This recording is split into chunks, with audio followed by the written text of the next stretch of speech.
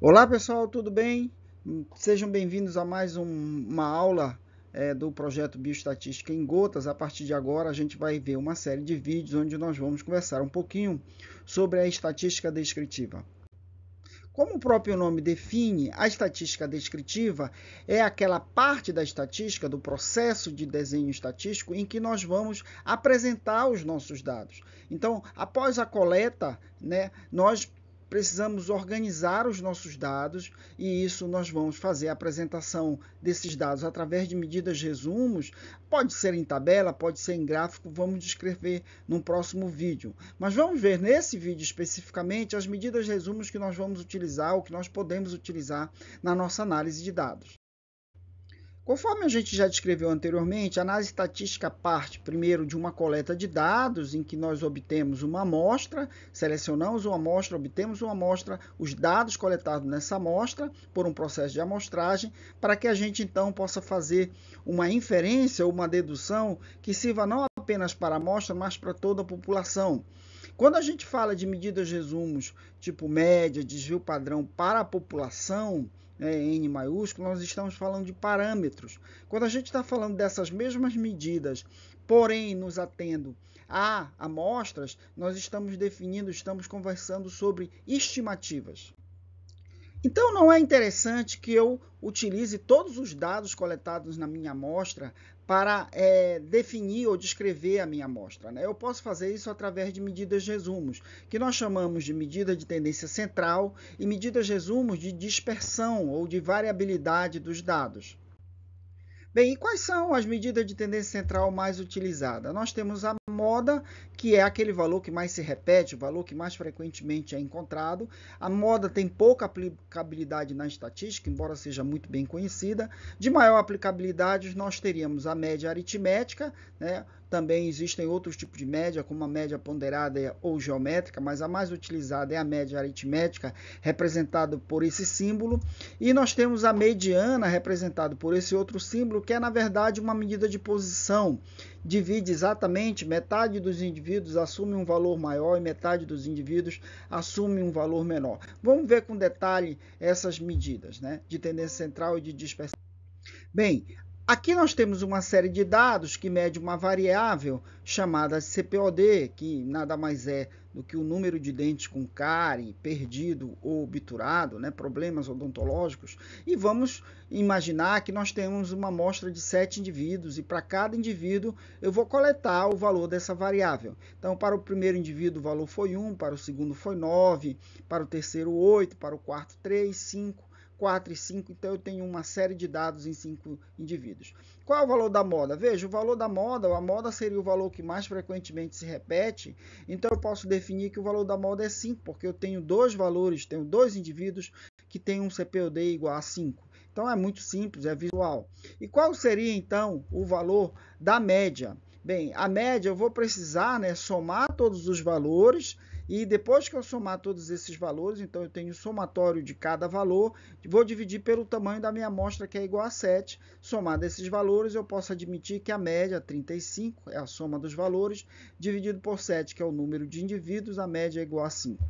Em seguida, eu tenho ainda... Para encontrar o valor da mediana, nós vamos precisar colocar os dados coletados, os valores de cada dado, em ordem crescente ou decrescente. E aquele indivíduo que ocupa o valor central, ou seja, aquele indivíduo ou aquele posto, como nós chamamos, em que metade dos valores é menor e metade dos valores é maior que ele, é o posto, é a mediana, também chamado como segundo quartil. Vamos falar disso em seguida. Então, nós temos aqui que o valor, que seria o posto que está dividindo, o 4, o valor dele é 5, ou seja, esse indivíduo tem um CPOD igual a 5, esse é o valor da mediana. Então, na verdade, eu vou somar todos os postos, 1, 2, 3, é o posto em si, Vou somar esse posto, dividir pelo número de indivíduos, então eu tenho que esse é o valor da mediana, que é o posto médio, também conhecido. Então, o valor da mediana ele é igual a 5. Bem, mas a pergunta é, qual medida de tendência central eu devo utilizar? A média ou a mediana? Porque a moda, como eu disse já, é de pouca utilização. Bem, vamos pegar essa série de dados que a gente está vendo aqui, de 7 indivíduos, e vamos substituir esse valor e vamos colocar nesse valor o valor 23. Né? É a mesma sequência de dados, vocês lembram que a média era 5. Agora a média, quando eu substituir, ela passa de 5 para 7. Então ela foi influenciada por um valor assim que parece um pouco diferente da ordem natural, da ordem normal dos demais valores. Então, nós podemos dizer que esse valor da média ela é influenciada se eu tenho valores extremos, né? Que se eu tenho valores que são diferentes da série normal de dados.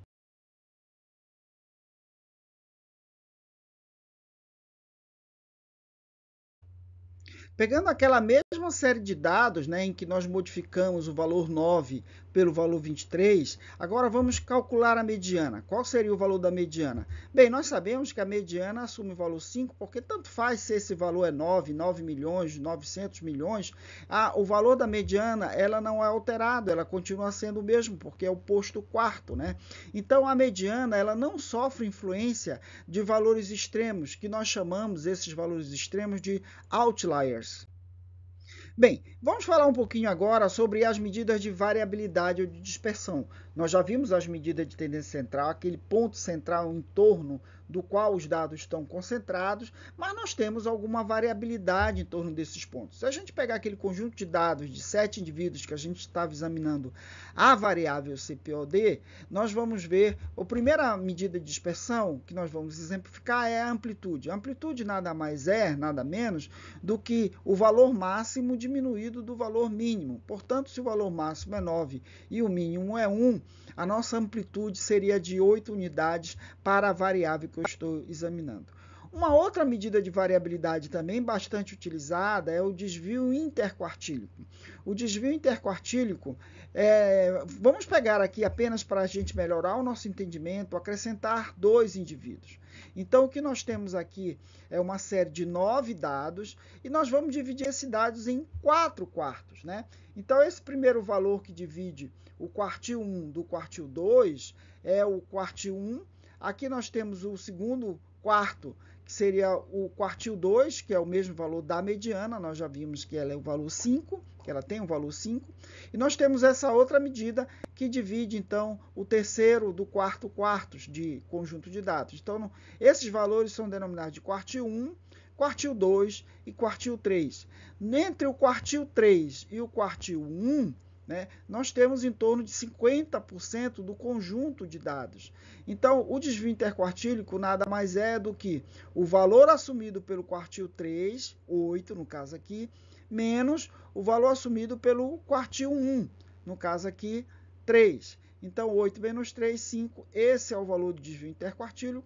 E, como eu disse anteriormente, ele representa cerca de 50% do seu conjunto de dados.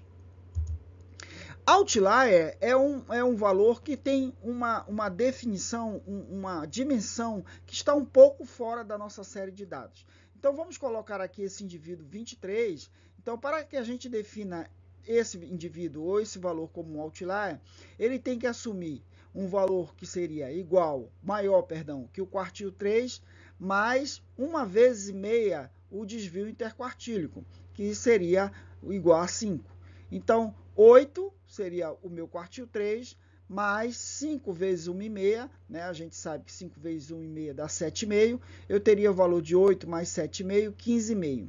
Se, portanto, esse valor for maior que esse valor, o quartil 3 mais 1 vezes e meia o valor do desvio interquartílico, se esse valor for maior, nós podemos definir esse valor como um outlier.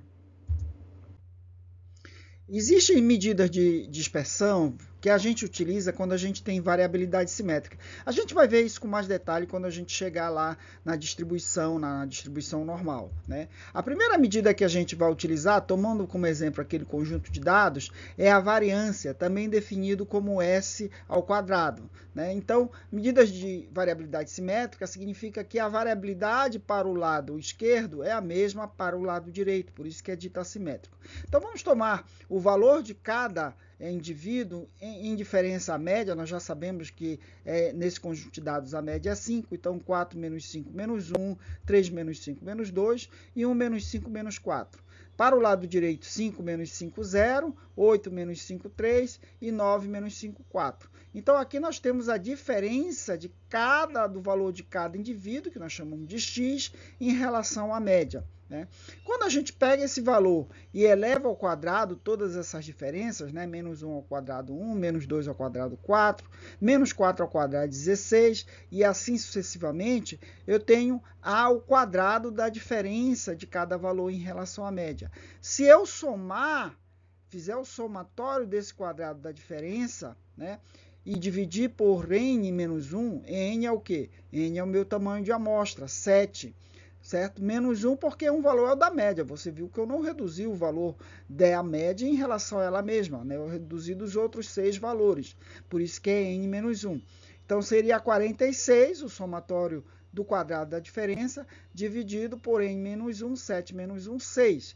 Então, esse valor 7,67 seria a variância do meu conjunto de dados. Se eu tomar essa variância e tirar a raiz quadrada dela, a raiz quadrada de 7,67, no caso aqui daria 2,77, eu tenho o desvio padrão, que é representado pela letra S.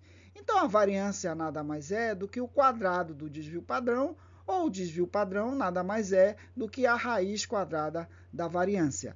Além dessas duas medidas, que, de novo, são utilizadas quando a gente tem uma variabilidade simétrica no nosso conjunto de dados, nós temos o erro padrão. O erro padrão não é muito utilizado para a gente descrever a nossa variabilidade num conjunto de dados. Ela é mais utilizada nos cálculos de intervalo de confiança e da próprio teste estatístico. Mas vamos ver aqui o que seria o erro padrão. Veja, é muito simples, o erro padrão é o desvio padrão, 2,77, dividido pelo raiz quadrada do tamanho amostral. Né? Então, o meu erro padrão seria 2,77 dividido pela raiz quadrada de 7, porque 7 é o meu tamanho de amostra. Então, meu erro padrão seria 1,05. Então, entendam que o erro padrão ele é maior quanto maior for a variabilidade, quanto maior for o desvio padrão, e ele é menor quanto maior for o tamanho amostral. Quanto mais indivíduos eu tiver, menor o meu erro padrão. Então, pessoal, essas são as medidas resumos que nós utilizamos mais. Né? Obviamente que eu não descrevi todas as medidas de tendência central e de variabilidade que existem, mas eu me ative às medidas de tendência central e de variabilidade que a gente utiliza mais em pesquisa, que é o nosso foco aqui. No próximo vídeo, nós vamos conversar um pouquinho sobre quando utilizar uma ou outra, quando utilizar média, ou quando utilizar mediana, quando utilizar desvio padrão, ou quando utilizar desvio interquartílico. Mas para chegar a esse conhecimento, nós precisamos passar primeiro sobre as medidas, os tipos de distribuição de dados, principalmente sobre distribuição normal, que será tema do nosso próximo encontro. Então, eu aguardo vocês e até lá.